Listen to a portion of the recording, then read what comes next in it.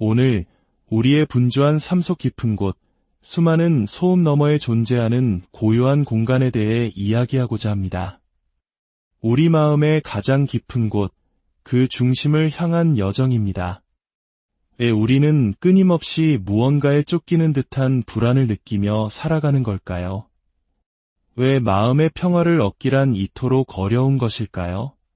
아마도 이 질문에 가장 깊이 고뇌했던 인물 중 한 명은 4세기의 위대한 신학자이자 성인인 아우구스티누스일 것입니다. 그는 우리 마음의 쉼없는 상태를 고요하지 않음이라고 표현했습니다. 단순히 쉬지 못하는 불안과는 다른 더 깊은 의미를 담고 있습니다. 본격적인 성찰의 여정을 시작하기에 앞서 이 이야기가 당신의 마음에 울림을 준다면 사랑하는 이들과 이 은총의 시간을 나누어 주시길 청합니다. 구독과 좋아요를 통해 이 말씀이 더 많은 영혼에게 닿을 수 있도록 도와주십시오. 이 여정에 함께 하시는 모든 분들께 하느님의 축복이 가득하기를 기도합니다. 아우구스티누스는 왜 우리 마음을 고요하지 않다고 했을까요? 그는 우리 마음이 본질적으로 침묵과 고독을 갈망하는 공간이라고 보았기 때문입니다. 마치 예수님께서 기도하시기 위해 홀로 산에 오르시고 밤에 고요 속으로 들어가셨던 것처럼 말입니다. 오늘 우리는 성 아우구스티누스의 통찰과 성경의 지혜를 바탕으로 우리 존재의 신비인 마음에 대한 신학적 탐구를 해보고자 합니다. 이 여정은 가톨릭 교회 교리서, 특히 성요한 바오로 2세 교황님과 베네딕토 16세 교황님께서 우리에게 선물로 남기신 이 귀한 문헌에 깊이 뿌리내리고 있습니다. 먼저 인간 존재를 이해하는 가장 기본적인 출발점, 바로 우리가 하느님의 모상으로 창조되었다는 개념부터 살펴보겠습니다. 인간이 하느님의 모습대로 창조되었으며 그분으로부터 존엄성을 부여받았다는 이 진리는 건강한 사회를 이루는 근간이 됩니다. 하나의 이미지 또는 모상이 지닌 특성을 생각해 봅시다. 첫째, 이미지는 보이기 위해 존재합니다. 벽에 걸리지 못한 채 옷장 깊숙이 보관된 결혼사진처럼 그 목적을 다하지 못하는 이미지는 의미가 없습니다. 우리 인간도 마찬가지로 누군가에게 보여지고 인식되고 사랑받기 위해 존재하는 것입니다. 둘째, 이미지는 누군가에 의해 만들어집니다. 사진이든 그림이든 조각이든 창조자가 있습니다. 창세기 한 장은 바로 하느님께서 우리를 당신의 모상으로 직접 만드셨음을 선포합니다. 셋째, 이미지는 무언가를 가리킵니다. 그것은 원형을 담고 있습니다.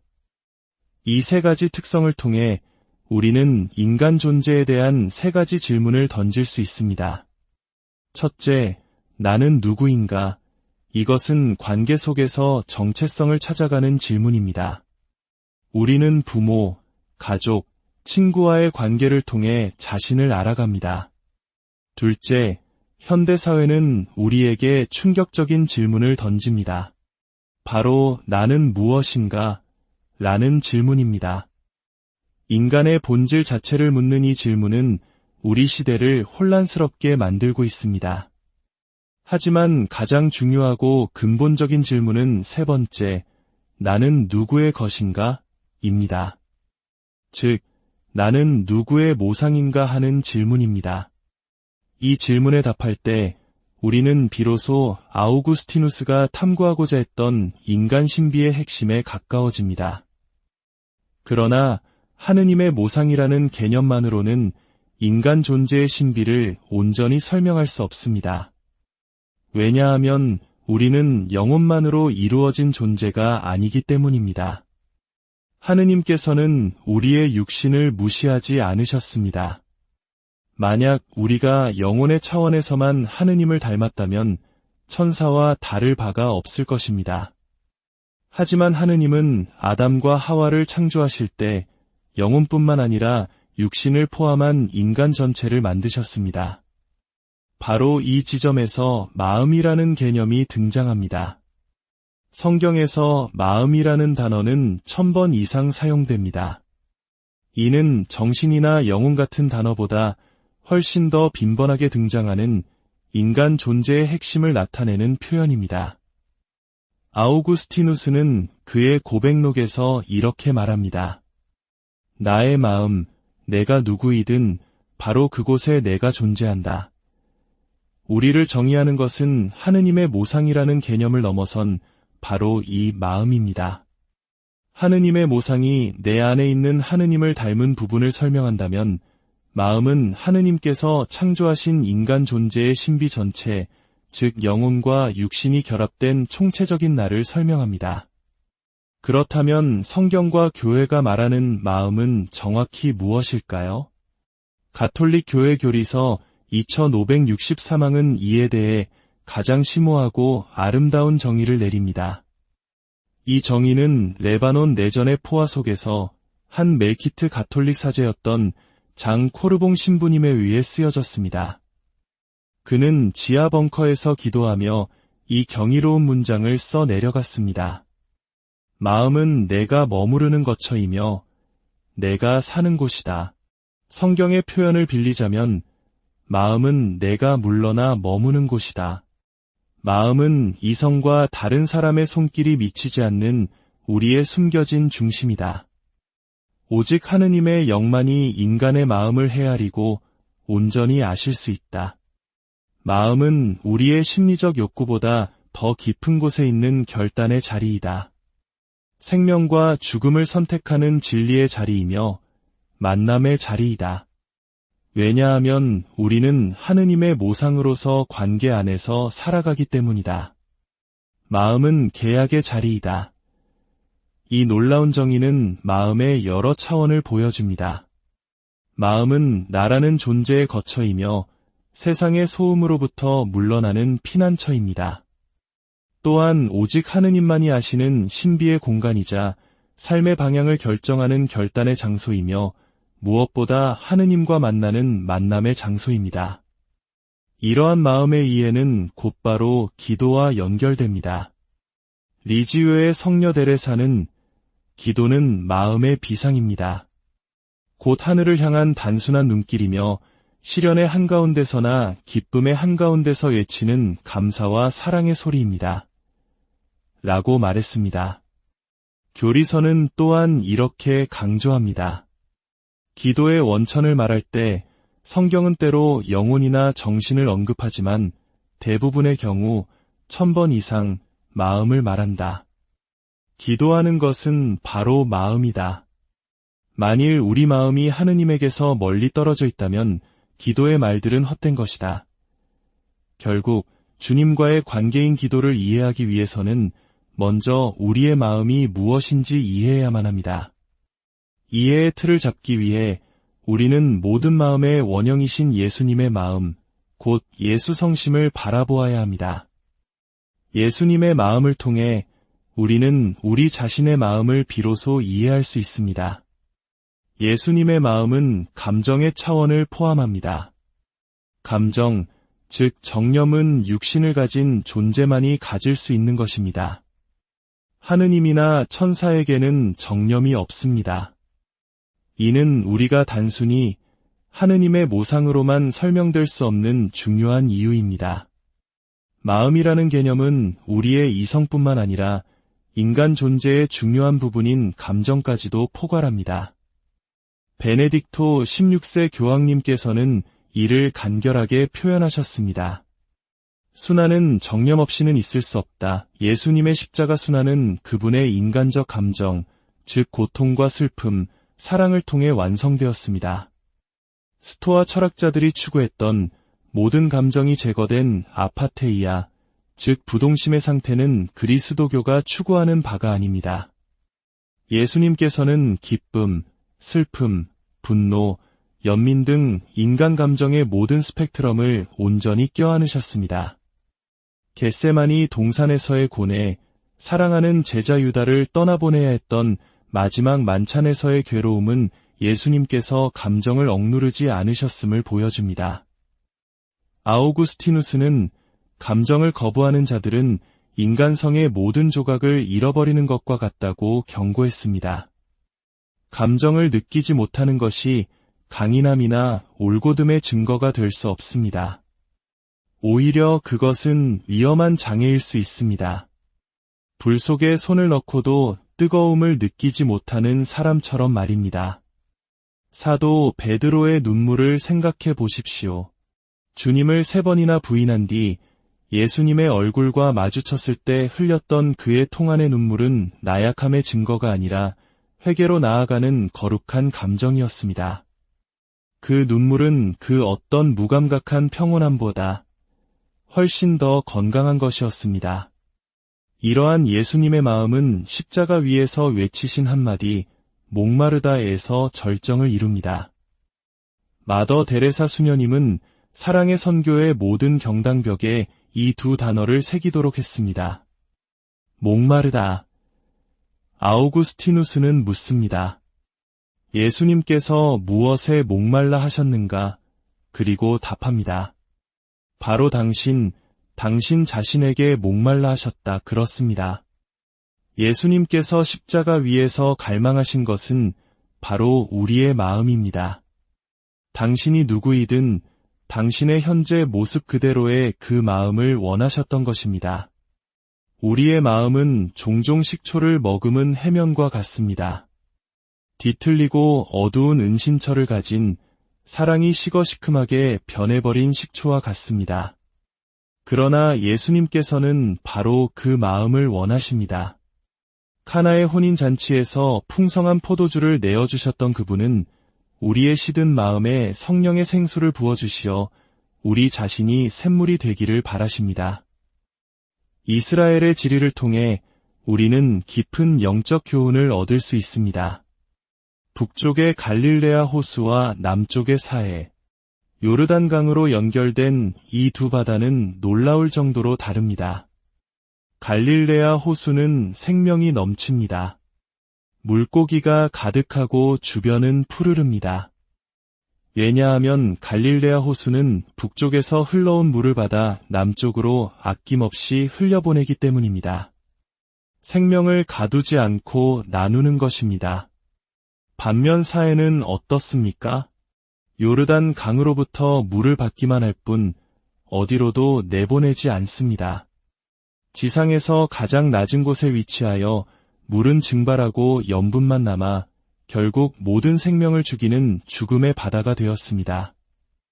우리의 마음도 마찬가지입니다.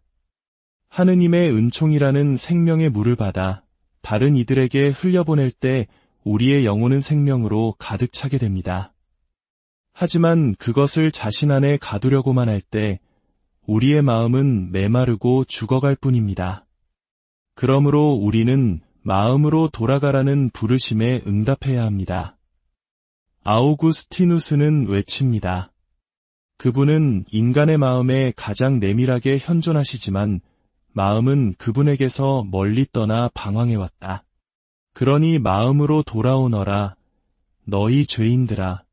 너희를 만드신 그분을 굳게 붙잡아라. 죄를 짓는다는 것은 하느님을 떠나는 것일 뿐만 아니라 바로 나 자신을 떠나는 것입니다. 루카복음 15장의 되찾은 아들 비유에서 탕자는 먼 나라로 떠났을 때 사실상 자기 자신을 잃어버렸습니다. 그가 제정신이 들어 아버지 집으로 돌아가기로 결심했을 때 그는 비로소 자기 자신에게로 돌아온 것입니다. 우리의 진정한 자아는 아버지의 집, 즉 하느님 안에 있기 때문입니다. 우리가 생각을 좀 정리해야겠어 라거나 정신을 좀 차려야지 라고 말할 때 우리는 흩어진 자신을 다시 모아야 할 필요성을 무의식적으로 표현하는 것입니다. 이 마음으로의 귀환은 예수님의 승천 신비와도 깊이 연결됩니다. 부활하신 예수님을 만난 마리아 막달레나는 그분을 붙잡으려 합니다. 그러나 예수님께서는 나를 붙잡지 말라고 말씀하십니다. 이는 얼마나 매정한 말씀입니까? 하지만 아우구스티누스는 여기서 깊은 통찰을 발견합니다. 예수님께서는 마리아 막달레나가 당신의 육체적 현존에만 의지하기를 원치 않으셨다는 것입니다. 왜냐하면 은총을 통해 그녀의 마음 안에 내주하시는 것이 물리적으로 함께 있는 것보다 더 깊고 친밀한 합일이기 때문입니다. 예수님께서는 우리의 시야에서 사라지심으로써 우리가 우리 자신의 마음속으로 돌아가 그곳에서 당신을 찾도록 초대하십니다. 그렇다면 우리는 어떻게 우리 마음의 신비를 이해하고 그곳에서 주님을 만날 수 있을까요? 그 언어는 어디에 있습니까? 아우구스티누스는 우리 모두가 겪는 유아기의 경험을 이야기합니다. 갓난아이는 마음속으로 무언가를 느끼지만 그것을 표현할 언어가 없습니다. 배고픔, 추위, 두려움, 안기고 싶은 욕망, 이 모든 것을 단지 울음으로만 표현할 수 있을 뿐입니다. 그는 언어를 갖지 못해 기억하지 못하는 유년 시절의 좌절감을 묘사합니다. 아이들은 자신의 마음속 신비를 다른 사람에게 그리고 자기 자신에게 전달하기 위해 필사적으로 말을 갈망합니다. 성경은 바로 우리 마음의 언어가 되어줍니다. 요한복음의 사마리아 여인처럼 예수님과의 만남을 통해 우리는 비로소 우리 자신을 이해할 언어를 얻게 됩니다. 저에게 하신 말씀을 모두 저에게 이야기해 주었습니다. 그녀는 예수님을 통해 자신의 삶이, 자신의 마음이 보여지고 이해되었음을 느꼈습니다. 아우구스티누스 자신도 성경을 깊이 흡수하면서 비로소 수수께끼 같았던 자기 자신을 이해할 수 있었습니다. 특히 시편은 그의 마음의 언어가 되었습니다. 개역가 장칼뱅은 시편을 인간 영혼의 해부학이라고 불렀습니다. 그렇습니다.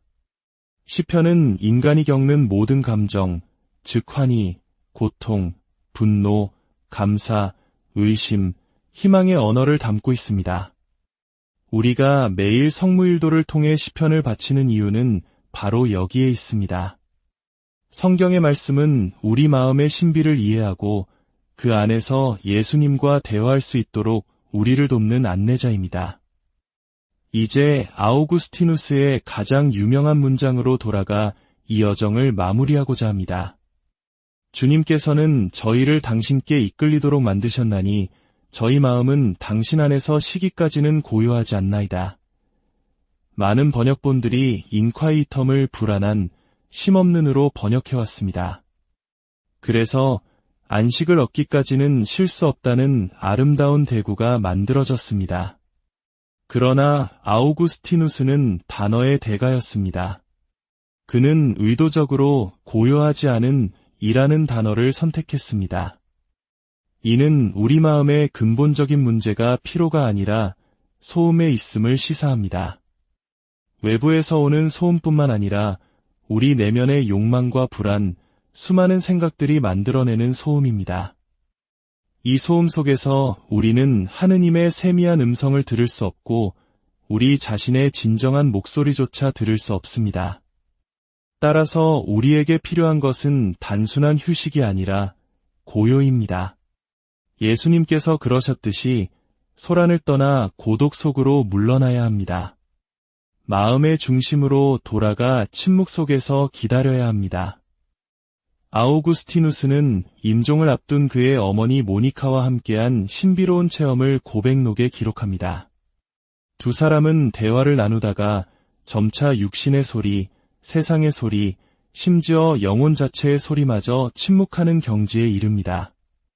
모든 피조물이 침묵하고 그들은 말없이 영원한 지혜이신 분과 마주칩니다.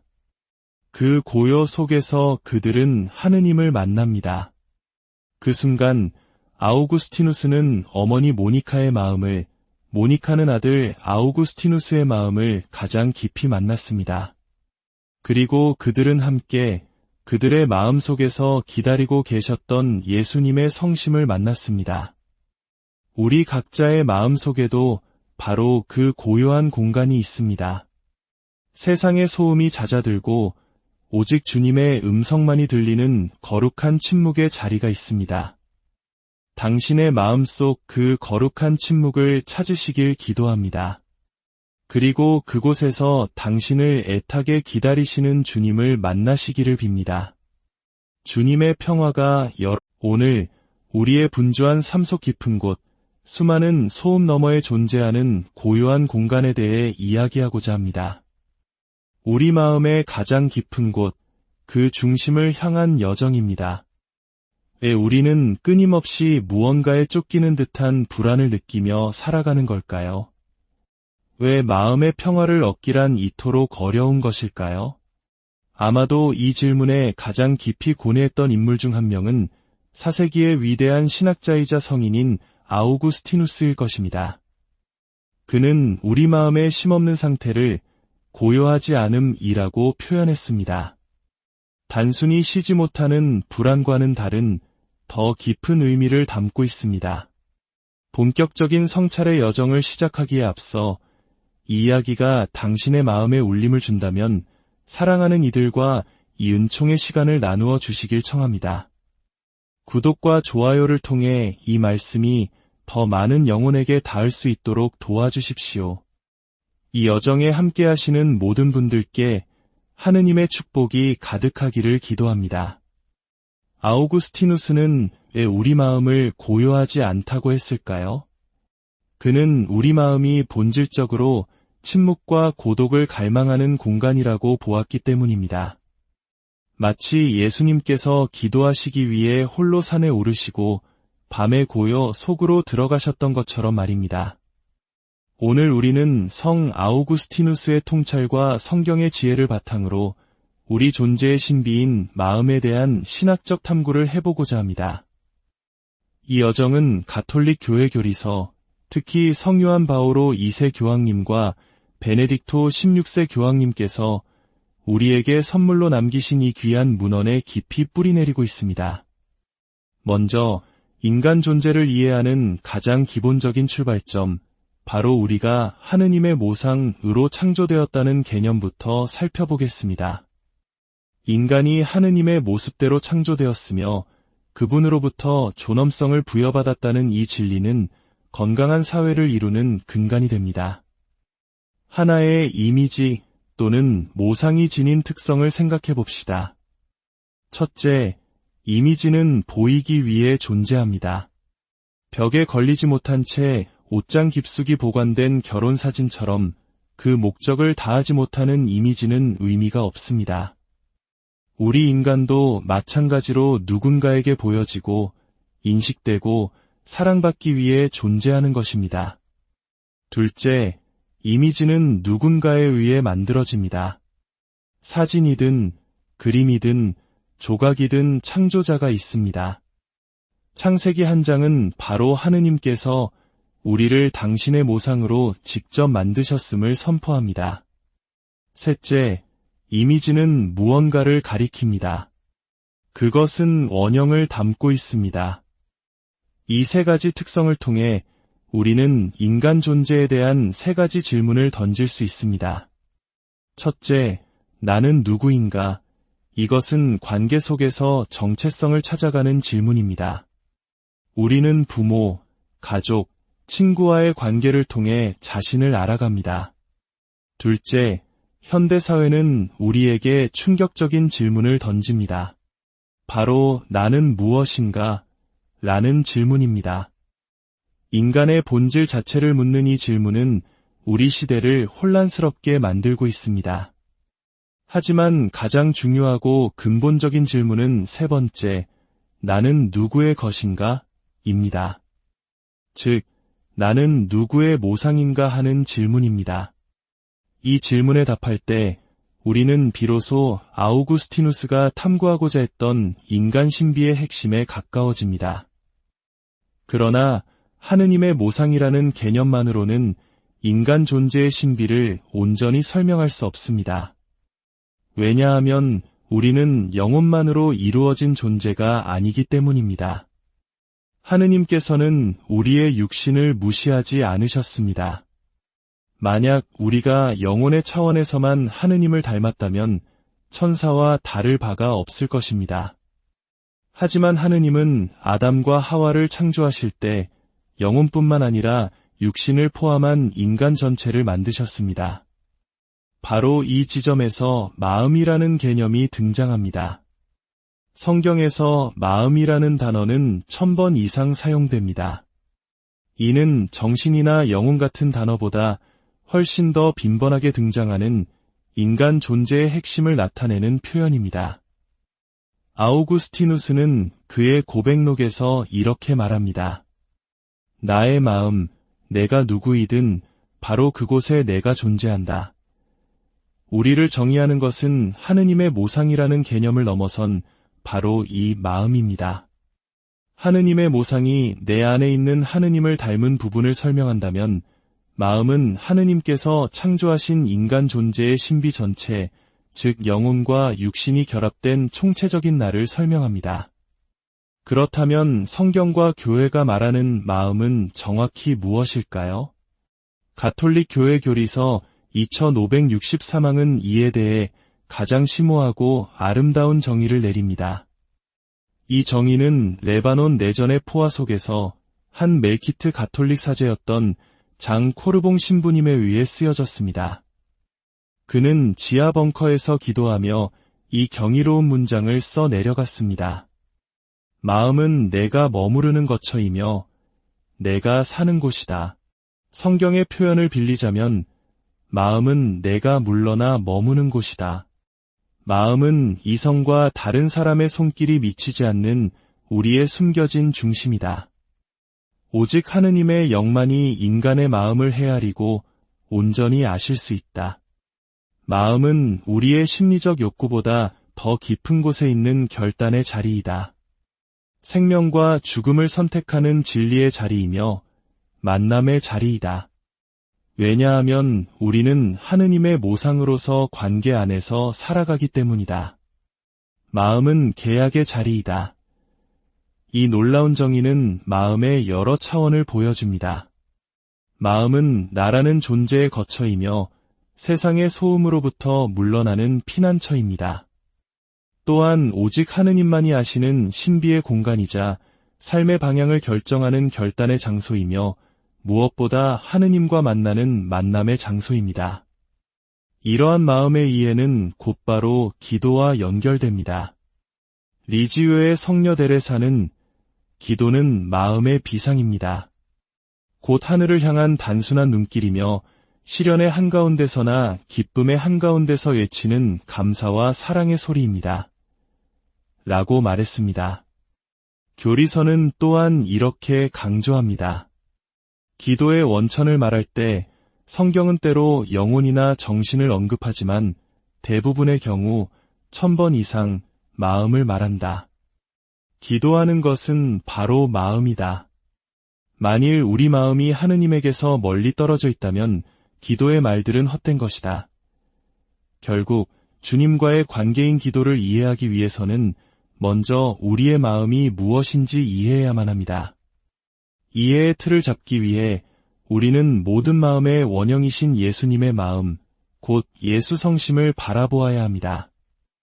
예수님의 마음을 통해 우리는 우리 자신의 마음을 비로소 이해할 수 있습니다. 예수님의 마음은 감정의 차원을 포함합니다. 감정, 즉 정념은 육신을 가진 존재만이 가질 수 있는 것입니다. 하느님이나 천사에게는 정념이 없습니다. 이는 우리가 단순히 하느님의 모상으로만 설명될 수 없는 중요한 이유입니다. 마음이라는 개념은 우리의 이성뿐만 아니라 인간 존재의 중요한 부분인 감정까지도 포괄합니다. 베네딕토 16세 교황님께서는 이를 간결하게 표현하셨습니다. 순환은 정념 없이는 있을 수 없다. 예수님의 십자가 순환은 그분의 인간적 감정, 즉 고통과 슬픔, 사랑을 통해 완성되었습니다. 스토아 철학자들이 추구했던 모든 감정이 제거된 아파테이아, 즉 부동심의 상태는 그리스도교가 추구하는 바가 아닙니다. 예수님께서는 기쁨, 슬픔, 분노, 연민 등 인간 감정의 모든 스펙트럼을 온전히 껴안으셨습니다. 겟세마니 동산에서의 고뇌, 사랑하는 제자 유다를 떠나보내야 했던 마지막 만찬에서의 괴로움은 예수님께서 감정을 억누르지 않으셨음을 보여줍니다. 아우구스티누스는 감정을 거부하는 자들은 인간성의 모든 조각을 잃어버리는 것과 같다고 경고했습니다. 감정을 느끼지 못하는 것이 강인함이나 올곧음의 증거가 될 수 없습니다. 오히려 그것은 위험한 장애일 수 있습니다. 불 속에 손을 넣고도 뜨거움을 느끼지 못하는 사람처럼 말입니다. 사도 베드로의 눈물을 생각해 보십시오. 주님을 3번이나 부인한 뒤 예수님의 얼굴과 마주쳤을 때 흘렸던 그의 통안의 눈물은 나약함의 증거가 아니라 회개로 나아가는 거룩한 감정이었습니다.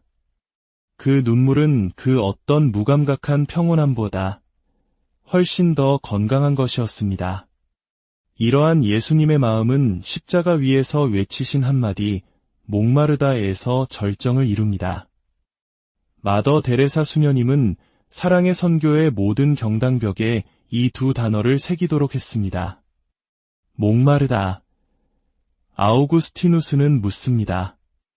예수님께서 무엇에 목말라 하셨는가? 그리고 답합니다. 바로 당신 자신에게 목말라 하셨다. 그렇습니다. 예수님께서 십자가 위에서 갈망하신 것은 바로 우리의 마음입니다. 당신이 누구이든 당신의 현재 모습 그대로의 그 마음을 원하셨던 것입니다. 우리의 마음은 종종 식초를 머금은 해면과 같습니다. 뒤틀리고 어두운 은신처를 가진 사랑이 식어 시큼하게 변해버린 식초와 같습니다. 그러나 예수님께서는 바로 그 마음을 원하십니다. 카나의 혼인잔치에서 풍성한 포도주를 내어주셨던 그분은 우리의 시든 마음에 성령의 생수를 부어주시어 우리 자신이 샘물이 되기를 바라십니다. 이스라엘의 지리를 통해 우리는 깊은 영적 교훈을 얻을 수 있습니다. 북쪽의 갈릴레아 호수와 남쪽의 사해, 요르단강으로 연결된 이 2 바다는 놀라울 정도로 다릅니다. 갈릴레아 호수는 생명이 넘칩니다. 물고기가 가득하고 주변은 푸르릅니다. 왜냐하면 갈릴레아 호수는 북쪽에서 흘러온 물을 받아 남쪽으로 아낌없이 흘려보내기 때문입니다. 생명을 가두지 않고 나누는 것입니다. 반면 사해는 어떻습니까? 요르단 강으로부터 물을 받기만 할 뿐 어디로도 내보내지 않습니다. 지상에서 가장 낮은 곳에 위치하여 물은 증발하고 염분만 남아 결국 모든 생명을 죽이는 죽음의 바다가 되었습니다. 우리의 마음도 마찬가지입니다.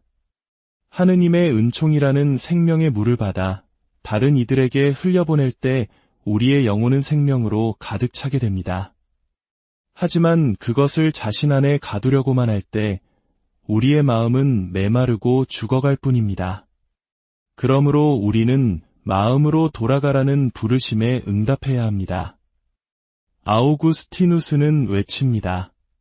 그분은 인간의 마음에 가장 내밀하게 현존하시지만 마음은 그분에게서 멀리 떠나 방황해왔다. 그러니 마음으로 돌아오너라. 너희 죄인들아. 너희를 만드신 그분을 굳게 붙잡아라. 죄를 짓는다는 것은 하느님을 떠나는 것일 뿐만 아니라 바로 나 자신을 떠나는 것입니다. 루카복음 15장의 되찾은 아들 비유에서 탕자는 먼 나라로 떠났을 때 사실상 자기 자신을 잃어버렸습니다. 그가 제정신이 들어 아버지 집으로 돌아가기로 결심했을 때 그는 비로소 자기 자신에게로 돌아온 것입니다. 우리의 진정한 자아는 아버지의 집, 즉 하느님 안에 있기 때문입니다. 우리가 생각을 좀 정리해야겠어 라거나 정신을 좀 차려야지 라고 말할 때 우리는 흩어진 자신을 다시 모아야 할 필요성을 무의식적으로 표현하는 것입니다. 이 마음으로의 귀환은 예수님의 승천 신비와도 깊이 연결됩니다. 부활하신 예수님을 만난 마리아 막달레나는 그분을 붙잡으려 합니다. 그러나 예수님께서는 나를 붙잡지 말라고 말씀하십니다. 이는 얼마나 매정한 말씀입니까? 하지만 아우구스티누스는 여기서 깊은 통찰을 발견합니다. 예수님께서는 마리아 막달레나가 당신의 육체적 현존에만 의지하기를 원치 않으셨다는 것입니다.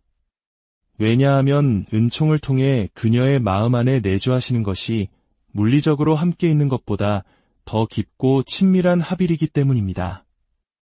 예수님께서는 우리의 시야에서 사라지심으로써 우리가 우리 자신의 마음속으로 돌아가 그곳에서 당신을 찾도록 초대하십니다. 그렇다면 우리는 어떻게 우리 마음의 신비를 이해하고 그곳에서 주님을 만날 수 있을까요? 그 언어는 어디에 있습니까? 아우구스티누스는 우리 모두가 겪는 유아기의 경험을 이야기합니다. 갓난아이는 마음속으로 무언가를 느끼지만 그것을 표현할 언어가 없습니다. 배고픔, 추위, 두려움, 안기고 싶은 욕망, 이 모든 것을 단지 울음으로만 표현할 수 있을 뿐입니다. 그는 언어를 갖지 못해 기억하지 못하는 유년 시절의 좌절감을 묘사합니다. 아이들은 자신의 마음속 신비를 다른 사람에게 그리고 자기 자신에게 전달하기 위해 필사적으로 말을 갈망합니다. 성경은 바로 우리 마음의 언어가 되어줍니다. 요한복음의 사마리아 여인처럼 예수님과의 만남을 통해 우리는 비로소 우리 자신을 이해할 언어를 얻게 됩니다. 저에게 하신 말씀을 모두 저에게 이야기해 주었습니다. 그녀는 예수님을 통해 자신의 삶이, 자신의 마음이 보여지고 이해되었음을 느꼈습니다. 아우구스티누스 자신도 성경을 깊이 흡수하면서 비로소 수수께끼 같았던 자기 자신을 이해할 수 있었습니다. 특히 시편은 그의 마음의 언어가 되었습니다. 개역가 장칼뱅은 시편을 인간 영혼의 해부학이라고 불렀습니다. 그렇습니다. 시편은 인간이 겪는 모든 감정, 즉 환희, 고통, 분노, 감사, 의심, 희망의 언어를 담고 있습니다. 우리가 매일 성무일도를 통해 시편을 바치는 이유는 바로 여기에 있습니다.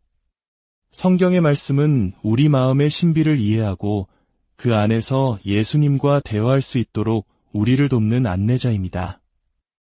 이제 아우구스티누스의 가장 유명한 문장으로 돌아가 이 여정을 마무리하고자 합니다. 주님께서는 저희를 당신께 이끌리도록 만드셨나니 저희 마음은 당신 안에서 시기까지는 고요하지 않나이다. 많은 번역본들이 인콰이텀을 불안한, 쉼없는으로 번역해왔습니다. 그래서 안식을 얻기까지는 쉴 수 없다는 아름다운 대구가 만들어졌습니다. 그러나 아우구스티누스는 단어의 대가였습니다. 그는 의도적으로 고요하지 않은 이라는 단어를 선택했습니다. 이는 우리 마음의 근본적인 문제가 피로가 아니라 소음에 있음을 시사합니다.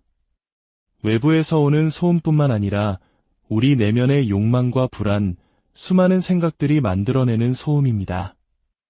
이 소음 속에서 우리는 하느님의 세미한 음성을 들을 수 없고 우리 자신의 진정한 목소리조차 들을 수 없습니다. 따라서 우리에게 필요한 것은 단순한 휴식이 아니라 고요입니다. 예수님께서 그러셨듯이 소란을 떠나 고독 속으로 물러나야 합니다. 마음의 중심으로 돌아가 침묵 속에서 기다려야 합니다. 아우구스티누스는 임종을 앞둔 그의 어머니 모니카와 함께한 신비로운 체험을 고백록에 기록합니다. 두 사람은 대화를 나누다가 점차 육신의 소리, 세상의 소리, 심지어 영혼 자체의 소리마저 침묵하는 경지에 이릅니다. 모든 피조물이 침묵하고 그들은 말없이 영원한 지혜이신 분과 마주칩니다. 그 고요 속에서 그들은 하느님을 만납니다. 그 순간 아우구스티누스는 어머니 모니카의 마음을, 모니카는 아들 아우구스티누스의 마음을 가장 깊이 만났습니다. 그리고 그들은 함께 그들의 마음 속에서 기다리고 계셨던 예수님의 성심을 만났습니다. 우리 각자의 마음 속에도 바로 그 고요한 공간이 있습니다. 세상의 소음이 잦아들고 오직 주님의 음성만이 들리는 거룩한 침묵의 자리가 있습니다. 당신의 마음속 그 거룩한 침묵을 찾으시길 기도합니다. 그리고 그곳에서 당신을 애타게 기다리시는 주님을 만나시기를 빕니다. 주님의 평화가 오늘 우리의 분주한 삶 속 깊은 곳, 수많은 소음 너머에 존재하는 고요한 공간에 대해 이야기하고자 합니다. 우리 마음의 가장 깊은 곳, 그 중심을 향한 여정입니다. 왜 우리는 끊임없이 무언가에 쫓기는 듯한 불안을 느끼며 살아가는 걸까요? 왜 마음의 평화를 얻기란 이토록 어려운 것일까요? 아마도 이 질문에 가장 깊이 고뇌했던 인물 중 한 명은 4세기의 위대한 신학자이자 성인인 아우구스티누스일 것입니다. 그는 우리 마음의 쉼없는 상태를 고요하지 않음이라고 표현했습니다. 단순히 쉬지 못하는 불안과는 다른 더 깊은 의미를 담고 있습니다. 본격적인 성찰의 여정을 시작하기에 앞서 이 이야기가 당신의 마음에 울림을 준다면 사랑하는 이들과 이 은총의 시간을 나누어 주시길 청합니다. 구독과 좋아요를 통해 이 말씀이 더 많은 영혼에게 닿을 수 있도록 도와주십시오. 이 여정에 함께 하시는 모든 분들께 하느님의 축복이 가득하기를 기도합니다. 아우구스티누스는 왜 우리 마음을 고요하지 않다고 했을까요? 그는 우리 마음이 본질적으로 침묵과 고독을 갈망하는 공간이라고 보았기 때문입니다. 마치 예수님께서 기도하시기 위해 홀로 산에 오르시고 밤에 고요 속으로 들어가셨던 것처럼 말입니다. 오늘 우리는 성 아우구스티누스의 통찰과 성경의 지혜를 바탕으로 우리 존재의 신비인 마음에 대한 신학적 탐구를 해보고자 합니다.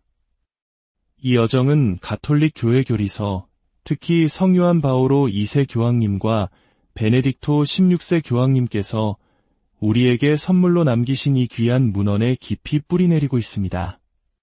먼저 인간 존재를 이해하는 가장 기본적인 출발점, 바로 우리가 하느님의 모상으로 창조되었다는 개념부터 살펴보겠습니다.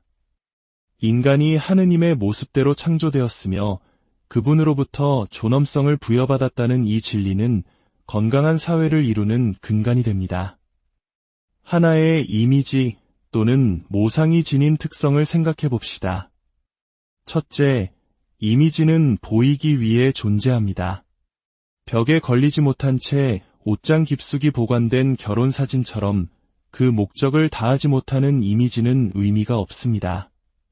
우리 인간도 마찬가지로 누군가에게 보여지고 인식되고 사랑받기 위해 존재하는 것입니다. 둘째, 이미지는 누군가에 의해 만들어집니다. 사진이든 그림이든 조각이든 창조자가 있습니다. 창세기 한 장은 바로 하느님께서 우리를 당신의 모상으로 직접 만드셨음을 선포합니다. 셋째, 이미지는 무언가를 가리킵니다. 그것은 원형을 담고 있습니다. 이 세 가지 특성을 통해 우리는 인간 존재에 대한 세 가지 질문을 던질 수 있습니다. 첫째, 나는 누구인가? 이것은 관계 속에서 정체성을 찾아가는 질문입니다. 우리는 부모, 가족, 친구와의 관계를 통해 자신을 알아갑니다. 둘째, 현대사회는 우리에게 충격적인 질문을 던집니다. 바로 나는 무엇인가? 라는 질문입니다. 인간의 본질 자체를 묻는 이 질문은 우리 시대를 혼란스럽게 만들고 있습니다. 하지만 가장 중요하고 근본적인 질문은 세 번째, 나는 누구의 것인가? 입니다. 즉, 나는 누구의 모상인가 하는 질문입니다. 이 질문에 답할 때 우리는 비로소 아우구스티누스가 탐구하고자 했던 인간 신비의 핵심에 가까워집니다. 그러나 하느님의 모상이라는 개념만으로는 인간 존재의 신비를 온전히 설명할 수 없습니다. 왜냐하면 우리는 영혼만으로 이루어진 존재가 아니기 때문입니다. 하느님께서는 우리의 육신을 무시하지 않으셨습니다. 만약 우리가 영혼의 차원에서만 하느님을 닮았다면 천사와 다를 바가 없을 것입니다. 하지만 하느님은 아담과 하와를 창조하실 때 영혼뿐만 아니라 육신을 포함한 인간 전체를 만드셨습니다. 바로 이 지점에서 마음이라는 개념이 등장합니다. 성경에서 마음이라는 단어는 1000번 이상 사용됩니다. 이는 정신이나 영혼 같은 단어보다 훨씬 더 빈번하게 등장하는 인간 존재의 핵심을 나타내는 표현입니다. 아우구스티누스는 그의 고백록에서 이렇게 말합니다. 나의 마음, 내가 누구이든 바로 그곳에 내가 존재한다. 우리를 정의하는 것은 하느님의 모상이라는 개념을 넘어선 바로 이 마음입니다. 하느님의 모상이 내 안에 있는 하느님을 닮은 부분을 설명한다면 마음은 하느님께서 창조하신 인간 존재의 신비 전체, 즉 영혼과 육신이 결합된 총체적인 나를 설명합니다. 그렇다면 성경과 교회가 말하는 마음은 정확히 무엇일까요? 가톨릭 교회 교리서 2563항은 이에 대해 가장 심오하고 아름다운 정의를 내립니다. 이 정의는 레바논 내전의 포화 속에서 한 멜키트 가톨릭 사제였던 장 코르봉 신부님에 의해 쓰여졌습니다. 그는 지하 벙커에서 기도하며 이 경이로운 문장을 써 내려갔습니다. 마음은 내가 머무르는 거처이며 내가 사는 곳이다. 성경의 표현을 빌리자면 마음은 내가 물러나 머무는 곳이다. 마음은 이성과 다른 사람의 손길이 미치지 않는 우리의 숨겨진 중심이다. 오직 하느님의 영만이 인간의 마음을 헤아리고 온전히 아실 수 있다. 마음은 우리의 심리적 욕구보다 더 깊은 곳에 있는 결단의 자리이다.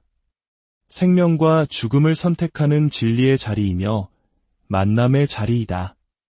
왜냐하면 우리는 하느님의 모상으로서 관계 안에서 살아가기 때문이다. 마음은 계약의 자리이다. 이 놀라운 정의는 마음의 여러 차원을 보여줍니다. 마음은 나라는 존재의 거처이며 세상의 소음으로부터 물러나는 피난처입니다. 또한 오직 하느님만이 아시는 신비의 공간이자 삶의 방향을 결정하는 결단의 장소이며 무엇보다 하느님과 만나는 만남의 장소입니다. 이러한 마음의 이해는 곧바로 기도와 연결됩니다. 리지유의 성녀 데레사는 기도는 마음의 비상입니다. 곧 하늘을 향한 단순한 눈길이며 시련의 한가운데서나 기쁨의 한가운데서 외치는 감사와 사랑의 소리입니다. 라고 말했습니다. 교리서는 또한 이렇게 강조합니다.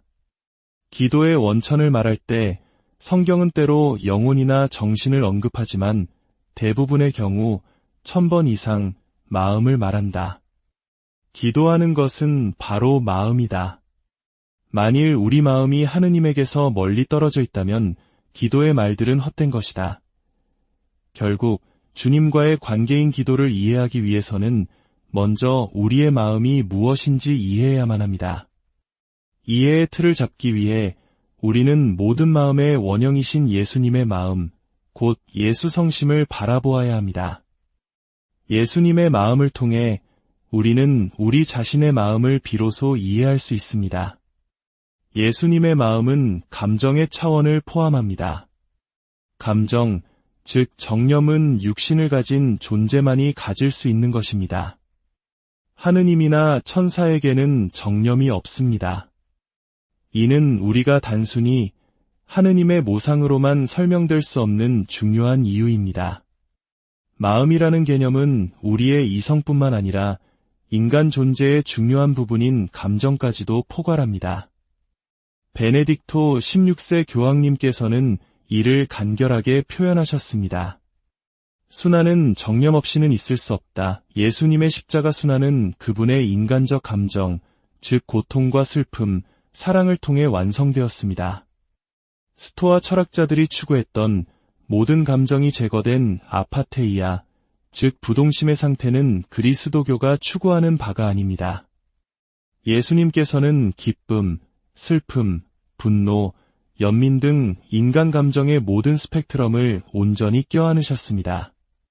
겟세마니 동산에서의 고뇌, 사랑하는 제자 유다를 떠나보내야 했던 마지막 만찬에서의 괴로움은 예수님께서 감정을 억누르지 않으셨음을 보여줍니다. 아우구스티누스는 감정을 거부하는 자들은 인간성의 모든 조각을 잃어버리는 것과 같다고 경고했습니다.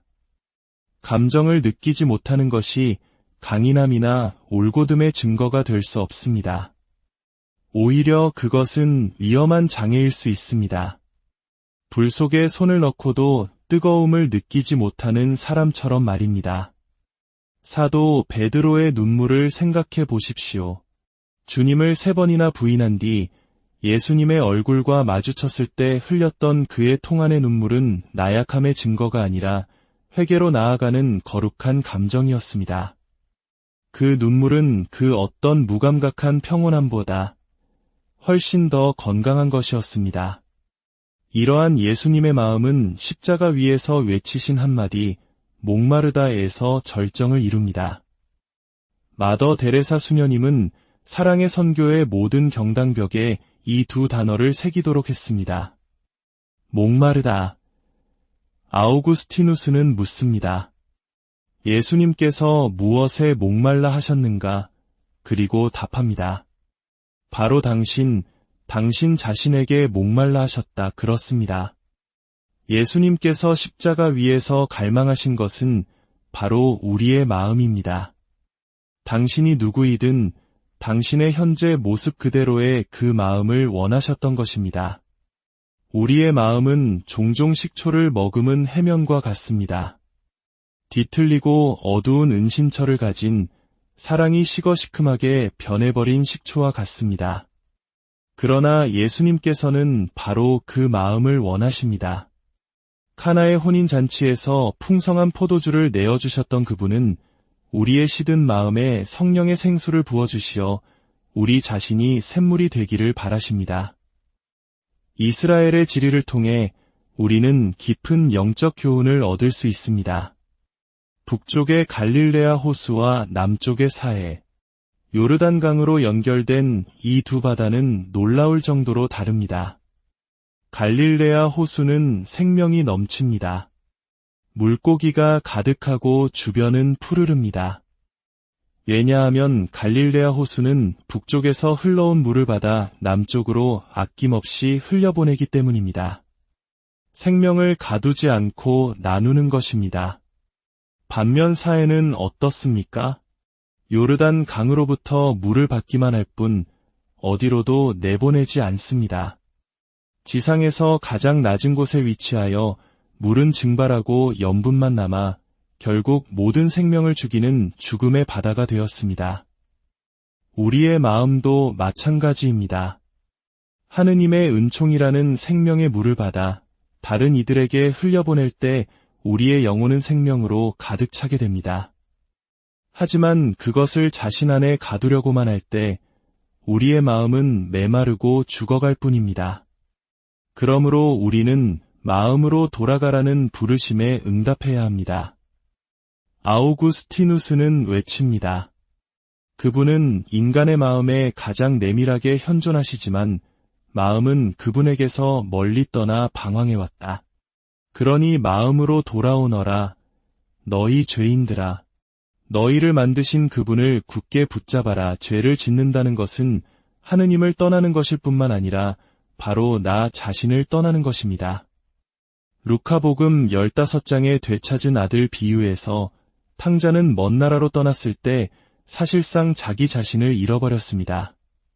그가 제정신이 들어 아버지 집으로 돌아가기로 결심했을 때 그는 비로소 자기 자신에게로 돌아온 것입니다. 우리의 진정한 자아는 아버지의 집, 즉 하느님 안에 있기 때문입니다. 우리가 생각을 좀 정리해야겠어 라거나 정신을 좀 차려야지 라고 말할 때 우리는 흩어진 자신을 다시 모아야 할 필요성을 무의식적으로 표현하는 것입니다. 이 마음으로의 귀환은 예수님의 승천 신비와도 깊이 연결됩니다. 부활하신 예수님을 만난 마리아 막달레나는 그분을 붙잡으려 합니다. 그러나 예수님께서는 나를 붙잡지 마라고 말씀하십니다. 이는 얼마나 매정한 말씀입니까? 하지만 아우구스티누스는 여기서 깊은 통찰을 발견합니다. 예수님께서는 마리아 막달레나가 당신의 육체적 현존에만 의지하기를 원치 않으셨다는 것입니다. 왜냐하면 은총을 통해 그녀의 마음 안에 내주하시는 것이 물리적으로 함께 있는 것보다 더 깊고 친밀한 합일이기 때문입니다. 예수님께서는 우리의 시야에서 사라지심으로써 우리가 우리 자신의 마음속으로 돌아가 그곳에서 당신을 찾도록 초대하십니다. 그렇다면 우리는 어떻게 우리 마음의 신비를 이해하고 그곳에서 주님을 만날 수 있을까요? 그 언어는 어디에 있습니까? 아우구스티누스는 우리 모두가 겪는 유아기의 경험을 이야기합니다. 갓난아이는 마음속으로 무언가를 느끼지만 그것을 표현할 언어가 없습니다. 배고픔, 추위, 두려움, 안기고 싶은 욕망, 이 모든 것을 단지 울음으로만 표현할 수 있을 뿐입니다. 그는 언어를 갖지 못해 기억하지 못하는 유년 시절의 좌절감을 묘사합니다. 아이들은 자신의 마음속 신비를 다른 사람에게 그리고 자기 자신에게 전달하기 위해 필사적으로 말을 갈망합니다. 성경은 바로 우리 마음의 언어가 되어줍니다. 요한복음의 사마리아 여인처럼 예수님과의 만남을 통해 우리는 비로소 우리 자신을 이해할 언어를 얻게 됩니다. 저에게 하신 말씀을 모두 저에게 이야기해 주었습니다. 그녀는 예수님을 통해 자신의 삶이, 자신의 마음이 보여지고 이해되었음을 느꼈습니다. 아우구스티누스 자신도 성경을 깊이 흡수하면서 비로소 수수께끼 같았던 자기 자신을 이해할 수 있었습니다. 특히 시편은 그의 마음의 언어가 되었습니다. 개역가 장칼뱅은 시편을 인간 영혼의 해부학이라고 불렀습니다. 그렇습니다. 시편은 인간이 겪는 모든 감정, 즉 환희, 고통, 분노, 감사, 의심, 희망의 언어를 담고 있습니다. 우리가 매일 성무일도를 통해 시편을 바치는 이유는 바로 여기에 있습니다. 성경의 말씀은 우리 마음의 신비를 이해하고 그 안에서 예수님과 대화할 수 있도록 우리를 돕는 안내자입니다. 이제 아우구스티누스의 가장 유명한 문장으로 돌아가 이 여정을 마무리하고자 합니다. 주님께서는 저희를 당신께 이끌리도록 만드셨나니 저희 마음은 당신 안에서 시기까지는 고요하지 않나이다. 많은 번역본들이 인콰이텀을 불안한, 쉼없는으로 번역해왔습니다. 그래서 안식을 얻기까지는 쉴 수 없다는 아름다운 대구가 만들어졌습니다. 그러나 아우구스티누스는 단어의 대가였습니다. 그는 의도적으로 고요하지 않은 이라는 단어를 선택했습니다. 이는 우리 마음의 근본적인 문제가 피로가 아니라 소음에 있음을 시사합니다. 외부에서 오는 소음뿐만 아니라 우리 내면의 욕망과 불안, 수많은 생각들이 만들어내는 소음입니다. 이 소음 속에서 우리는 하느님의 세미한 음성을 들을 수 없고 우리 자신의 진정한 목소리조차 들을 수 없습니다. 따라서 우리에게 필요한 것은 단순한 휴식이 아니라 고요입니다. 예수님께서 그러셨듯이 소란을 떠나 고독 속으로 물러나야 합니다. 마음의 중심으로 돌아가 침묵 속에서 기다려야 합니다. 아우구스티누스는 임종을 앞둔 그의 어머니 모니카와 함께한 신비로운 체험을 고백록에 기록합니다. 두 사람은 대화를 나누다가 점차 육신의 소리, 세상의 소리, 심지어 영혼 자체의 소리마저 침묵하는 경지에 이릅니다. 모든 피조물이 침묵하고 그들은 말없이 영원한 지혜이신 분과 마주칩니다. 그 고요 속에서 그들은 하느님을 만납니다. 그 순간 아우구스티누스는 어머니 모니카의 마음을, 모니카는 아들 아우구스티누스의 마음을 가장 깊이 만났습니다. 그리고 그들은 함께 그들의 마음 속에서 기다리고 계셨던 예수님의 성심을 만났습니다.